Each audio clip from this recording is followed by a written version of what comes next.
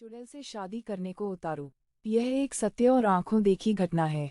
हमारा गांव गोंडा जिले में पड़ता है। यह उस समय की बात है जब गांव में 18-19 साल की उम्र में सब लड़कों की शादी हो जाती थी। उनमें से एक मेरा मित्र रमाकांत भी है। उसकी शादी 3 साल पहले हो चुकी थी और अब उसका गौना भी आ गया था। उसकी बीवी बहुत निडर थी। इसको मैं निडर इसलिए बता रहा हूँ कि उसकी निडरता एक दिन बहुत भारी पड़ गई थी।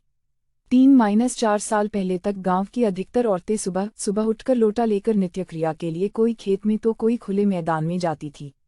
वो भी जब गांव के पुरुष लोग सो रहे हो तब जाती थी।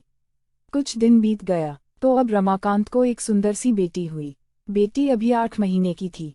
उस समय उसकी बीवी सुबह सुबह अकेले उठकर खेत में चली गई और अपने सासू माँ को या फिर अपनी जेठानी को भी नहीं जगाया।